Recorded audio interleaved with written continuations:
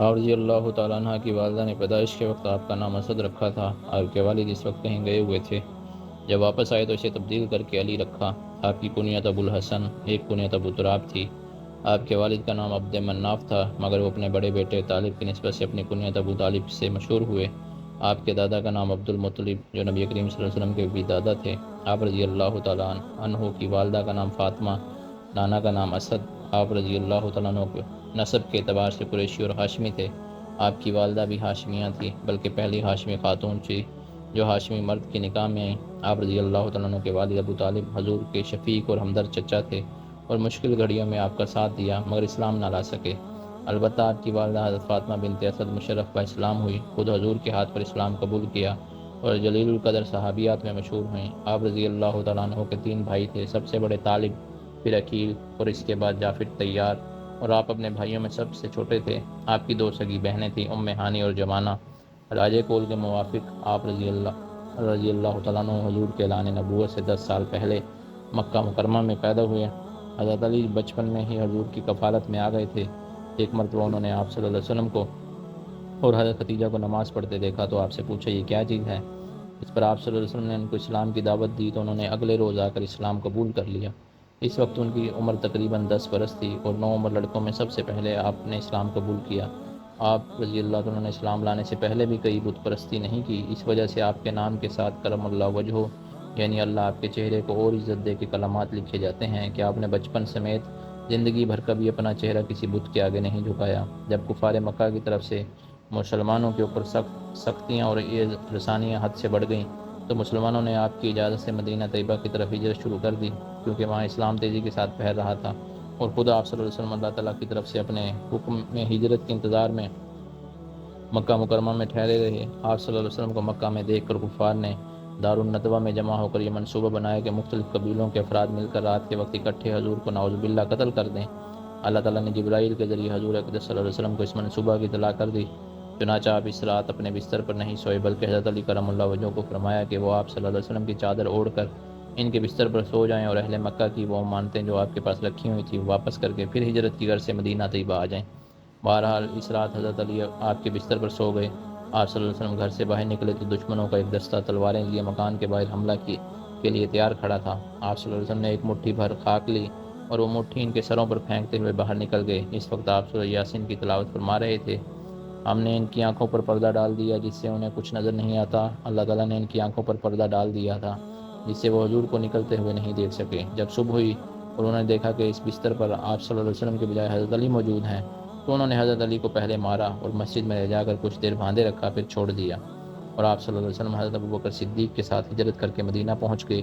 اور ادھر حضرت علی نے اگلے دن لوگوں کو ان کی امانتیں واپس کرنا شروع کر دیں۔ 3 دن میں تمام امانتیں ان کے مالکوں تک پہنچا کر حضرت علی بھی سفر ہجرت پر روانہ ہو گئے اور چھپتے چھپاتے مدینہ طیبہ پہنچ گئے، اور سفر کی مشقت سے پاؤں مبارک پھٹ گئے تھے۔ اس وقت آپ صلی اللہ علیہ وسلم قباء میں تشریف فرما تھے۔ آپ نے فرمایا، علی کو میرے پاس بلاؤ۔ کسی نے کہا وہ چل نہیں سکتے، تو آپ صلی اللہ علیہ وسلم نے خود ان کے پاس تشریف لے گئے، ان کو گلے لگایا اور ان کے پھٹے ہوئے پاؤں دیکھ کر آپ رو دیے۔ پھر آپ صلی اللہ علیہ وسلم نے اپنے ہاتھوں پر اپنا لاب مبارک لگا کر حضرت علی کے پاؤں پر انہیں پھیرا، جس سے وہ ٹھیک ہو گئے اور زندگی بھر پھر کبھی ان کو پاؤں میں تکلیف نہیں ہوئی۔ اس کے بعد حضرت علی وہیں مدینہ طیبہ رہنا شروع ہو گئے۔ مدینہ منورہ پہنچنے کے 2 برس بعد نبی کریم صلی اللہ علیہ وسلم کی لخت جگر حضرت فاطمہ سے آپ رضی اللہ تعالیٰ عنہ کی شادی ہوئی۔ شادی کے وقت آپ کی عمر 21 برس، حضرت فاطمہ کی 18 برس تھی۔ حضرت فاطمہ کی زندگی میں آپ نے احتراماً کسی اور سے نکاح نہیں کیا، البتہ ان کے انتقال کے بعد آپ نے پھر کئی شادیاں کی اور ان زوجات سے اولادیں بھی ہوئی۔ ایک دفعہ رسول اللہ صلی اللہ علیہ وسلم حضرت فاطمہ کے گھر تشریف لائے اور دیکھا حضرت علی نہیں ہیں۔ پوچھا تمہارا چچا زاد بھائی کہاں ہے؟ حضرت فاطمہ نے کہا ہمارے درمیان کچھ رنجش ہو گئی تھی، جیسا کہ میاں بیوی میں کبھی کبھار رنجش کا واقعہ ہو جانا ایک فطری چیز ہے، اس لیے وہ مجھ سے ناراض ہو کر باہر چلے گئے اور دوپہر کو آج گھر بھی نہیں سوئے۔ آپ صلی اللہ علیہ وسلم نے ایک آدمی حضرت سہل بن سعد سے کہا دیکھو کہاں ہیں؟ انہوں نے آ کر بتایا باہر مسجد میں سوئے ہوئے ہیں۔ آپ صلی اللہ علیہ وسلم نے ان کے پاس تشریف لائے، دیکھا تو وہ لیٹے ہوئے تھے اور ان کے ایک پہلو سے چادر ہٹی ہوئی تھی اور وہاں مٹی لگ گئی۔ آپ صلی اللہ علیہ وسلم اس مٹی کو صاف کرنے لگے اور ساتھ ہی فرمایا اٹھو ابو تراب، اٹھو ابو تراب۔ ابو تراب کا مطلب ہے مٹی والا شخص۔ چونکہ رسول اللہ کی زبان اطہر سے ایک کنیت صادر ہوئی، اس لیے حضرت علی اپنی اس کنیت کو بہت پسند کرتے، بلکہ آپ کو اپنے پکارے جانے میں جتنا یہ نام اچھا لگتا تھا اتنا اپنا کوئی اور نام نہیں لگتا تھا۔ آپ رضی اللہ تعالیٰ عنہ بہت ہی بہادر اور دلیر مجاہد تھے۔ غزوہ تبوک میں رسول اللہ نے آپ کو پیچھے مدینہ طیبہ میں ٹھہرایا تھا۔ اس غزوہ کے علاوہ باقی تمام غزوات میں آپ نے شرکت کی۔ کئی غزوات میں خود حضور نے اپنے دست مبارک سے آپ کے ہاتھ میں جھنڈا دیا۔ جنگوں میں آپ کے دلیرانہ کارنامے بہت کثرت سے پائے جاتے ہیں۔ 5 ہجری میں غزوہ خندق ہوا۔ اس وقت حضرت علی کی عمر تقریباً 24-25 سال تھی اور آپ 9 عمر مجاہدین میں شمار ہوتے تھے۔ ادھر کفار قریش کے لشکر میں عمر بن عبد بھی تھا، جو اکیلا 1000 شہر سواروں کے برابر سمجھا جاتا تھا، اور اس نے اپنے آپ کو آہنی ہتھیاروں سے لیس کر رکھا تھا۔ اس نے للکارا، تم میں سے کون ہے جو میرا مقابلے میں آنے کی طاقت رکھتا ہو؟ حضرت علی نے رسول اللہ سے عرض کیا، نبی اللہ، میں ہوں۔ آپ نے فرمایا، یہ عمر ہے، بیٹھ جاؤ۔ اس نے پھر توہین آمیز لہجے میں کہا، کہاں ہے تمہاری وہ جنت جس کے بارے میں تم یہ سمجھتے ہو کہ تم میں سے جو قتل ہو جائے وہ اس میں داخل ہوتا ہے؟ اب میرے سامنے اپنا آدمی کیوں نہیں لاتے؟ حضرت علی نے پھر عرض کیا، میں جاتا ہوں یا رسول اللہ۔ آپ صلی اللہ علیہ وسلم نے فرمایا، بیٹھ جاؤ۔ اس نے تیسری مرتبہ اپنی بہادری اور مسلمانوں کی بزدلی پر اشار پڑھتے ہوئے غصہ دلانے کے انداز میں للکارا۔ حضرت علی نے پھر کہا، میں جاتا ہوں یا رسول اللہ۔ آپ صلی اللہ علیہ وسلم نے فرمایا، یہ عمر ہے۔ حضرت علی نے کہا، ہوا کرے عمر۔ آپ صلی اللہ علیہ وسلم نے اجازت دے دی۔ حضرت علی اٹھے اور اس کی موت و قتل پر مشتمل رجزیہ اشعار پڑھتے ہوئے سیدھے اس کی طرف بڑھے۔ عمر نے کہا، تم کون ہو؟ آپ نے کہا، میں علی بن ابی طالب ہوں۔ اس نے تحقیر کے انداز میں کہا، میرے بچے، کسی اور کو بھیجو۔ اپنے سے بڑی عمر والے اپنے کسی چچا وغیرہ کو میرے سامنے لاؤ۔ میں تم جیسے بچے کا خون بہانا پسند نہیں کرتا۔ اس پر حضرت علی نے اس سے جرأت مندانہ لب و لہجے میں کہا، لیکن میں تمہارا خون بہانا پسند کرتا ہوں۔ یہ سن کر وہ ایک دم غصے میں آگ بگولا ہو گیا، اپنی تلوار لہرائی اور شدید غضبناک ہو کر آگے بڑھا اور حضرت علی پر حملہ کیا۔ آپ نے اپنی ڈھال سے اس کو روکا اور پھر اس کے کندھے پر تلوار کا ایک زوردار وار کیا۔ اللہ کے شیر کا ایک وار ہی سے کافی ہوا، جس سے وہ زمین پر ڈھیر ہو گیا اور ایک دم گرد و غبار اٹھا اور شور برپا ہوا۔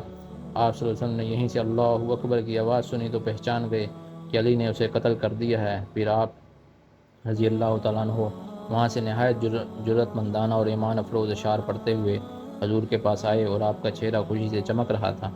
حضرت علی کو یہ سعادت بھی حاصل ہے۔ جب حضور کا وصال ہوا تو آپ صلی اللہ علیہ وسلم کے غسل کے فرائض حضرت علی نے سر انجام دیے۔ آپ رضی اللہ تعالیٰ عنہ کے ساتھ آپ کے چچا حضرت عباس، ان کے صاحبزادے حضرت فضل، حضرت قسم اور حضور کے آزاد کردہ غلام شکران اور منہ بلے بیٹے زید کے صاحبزادے اسامہ بن زید بھی شریک تھے۔ ان میں سے حضرت عباس اپنے صاحبزادوں فضل اور قسم سمیت آپ کے ساتھ حضور کو کروٹ دیتے تھے، اور حضرت شکران اور اسامہ بن زید پانی ڈالتے تھے، اور حضرت علی آپ کو اپنے سینے سے سہارا دیے آپ کو کپڑوں کے اوپر سے غسل دیے جاتے تھے، اور دفن کے وقت آپ صلی اللہ علیہ وسلم کی قبر اطہر میں اترنے والے حضرات میں حضرت علی بھی تھے۔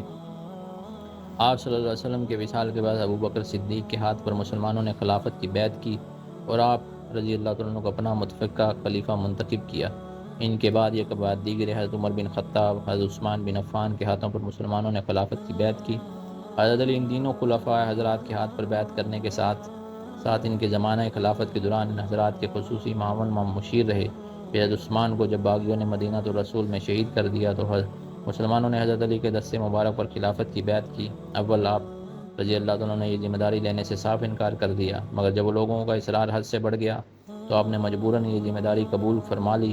حقیقت یہ ہے کہ ان 3 خلفاء کرام کے بعد اس منصب خلافت کے لیے حضرت علی کرم اللہ وجہہ سے بڑھ کر کوئی اور صاحب مناسب نہیں تھے۔ نہ مقام و مرتبہ، نہ علم و تقویٰ، نہ دیانت داری میں کوئی آپ کے برابر تھا، اس لیے آپ ہی خلیفۃ المسلمین قرار پائے اور آپ کے حق میں بیعت منعقد ہوئی۔ یہ بیعت بروز جمعرات 24 ذی الحجہ 35 ہجری میں ہوئی۔ خلافت کی ذمہ داری سنبھالنے کے بعد اگلے دن جمعہ کو آپ رضی اللہ عنہ مسجد میں تشریف لائے، ممبر پر ایک جاندار خطبہ دیا جو سنہری حروف سے لکھنے کے قابل ہے۔ اس میں آپ نے موقع شناسی اور من جانب اللہ عطا کردہ بصیرت کے پیش نظر اس نقطہ پر خاص طور پر زور دیا کہ مسلمانوں کی جانیں اور ان کی عزتیں انتہائی قابل احترام ہیں۔ کسی مسلمان کا ناحق خون بہانا کسی طرح جائز نہیں۔ آپ نے اپنا دارالخلافہ مدینہ منورہ کے بجائے عراق کے شہر کوفہ کو بنایا تاکہ باغی و سرکش لوگوں کی شورش، بغاوت اور خون ریزی جیسی ناپاک حرکتوں سے مدینہ الرسول محفوظ رہے۔ اس کے علاوہ بھی اور کئی حکمتیں تھیں۔ جب آپ کرم اللہ وجہہ نے اپنا دارالخلافہ کوفہ بنا لیا تو آپ وہیں امور خلافت کی ذمہ داریاں سر انجام دینے میں مشغول رہنے لگے، مگر کچھ لوگ جس طرح آپ سے پہلے حضرت عثمان بن عفان کے مخالف اور باغی ہو گئے تھے، اس طرح بعض سرکش لوگ آپ کی مخالفت میں اپنی کوشش مسلسل صرف کر رہے تھے، اور ان میں خوارج کا گروہ جو آپ سے بغض رکھتا تھا، خاص طور پر ان جناب کا مخالف و دشمن ہو گیا۔ اسی دشمنی و نقصان رسانی کو پروان چڑھانے کے لیے انہوں نے مکہ مکرمہ میں بیٹھ کر ایک منصوبہ تیار کیا، اور پھر اس منصوبہ کے تحت عبد الرحمن بن ملجم نامی ایک خارجی کو آپ کے قتل کے لیے کوفہ روانہ کر دیا۔ وہ کوفہ پہنچ کر اس دروازے کے سائبان کے پاس چھپ کر بیٹھ گیا جہاں سے آپ نماز فجر کے لیے نکلا کرتے تھے۔ آپ کا معمول یہ تھا کہ آپ مسجد میں نماز فجر کے لیے جلدی تشریف لاتے تھے اور نماز کی آواز لگاتے ہوئے لوگوں کو بیدار کرتے آتے تھے۔ چنانچہ آپ رضی اللہ عنہ جب منہ اندھیرے اس دروازے سے باہر نکلے تو اس بدبخت نے آگے بڑھ کر آپ کے سر مبارک کے اگلے حصے پر زہر میں بوجھی تلوار سے وار کیا، جس سے سر پر گہرا زخم آیا اور اس خون سے آپ کی داڑھی مبارک سرخ ہو گئی، اور نبی صادق کی پیشن گوئی بھی حرف بحرف سچ ثابت ہو گئی۔ آپ رضی اللہ عنہ نے فرمایا، اس کو پکڑ لو۔ جب اسے پکڑ کر آپ کے سامنے لایا گیا تو آپ نے فرمایا، اس وقت اس کی حیثیت ایک قیدی کی ہے، لہٰذا میں تمہیں حکم دیتا ہوں کہ تم اس کا خیال رکھو، اسے عمدہ کھانا کھلاؤ اور اس کے لیے اچھی رہائش کا انتظام کرو۔ اگر میں زندہ رہا تو میری مرضی، چاہے میں اس کو قتل کروں یا معاف کر دوں۔ اگر میں انتقال کر گیا تو میرے قتل کی طرح تم اس کو قتل کر دینا، اور اس قتل میں حد سے آگے نہ بڑھنا، یعنی اس کے ناک کان وغیرہ نہ کاٹنا، کہ اللہ حد سے بڑھ جانے والوں کو پسند نہیں کرتا۔ بہرحال ابن ملجم گرفتار کر لیا گیا اور آپ رضی اللہ عنہ کو اٹھا کر گھر پہنچا دیا گیا۔ یہ 17 رمضان المبارک 40 ہجری جمعہ کی صبح تھی۔ شدت زخم کی تاب نہ لاتے ہوئے آپ 2 دن بعد شب اتوار کو شہادت کے مرتبے پر فائز ہو کر خالق حقیقی سے جا ملے۔ آپ رضی اللہ عنہ نے 4 سال 9 ماہ خلافت کی اور 63 برس عمر پائی۔ شہادت کے بعد فوراً آپ کے غسل اور کفن و دفن کی تیاری شروع کر دی گئی۔ آپ کے صاحبزادوں حضرت حسن و حسین بھتیجے عبداللہ بن جعفر تیار نے آپ کو غسل اور کفن دیا۔ تجہیز و تکفین کے بعد آپ کے بڑے صاحبزادے حضرت حسن نے نماز جنازہ پڑھائی اور پھر وہیں کوفہ میں ہی دارالامارہ میں دفن کر دیا گیا، اور ابن ملجم جو قید کر لیا گیا تھا اس کو بھی حضرت علی کی شہادت کے بعد قتل کر دیا گیا۔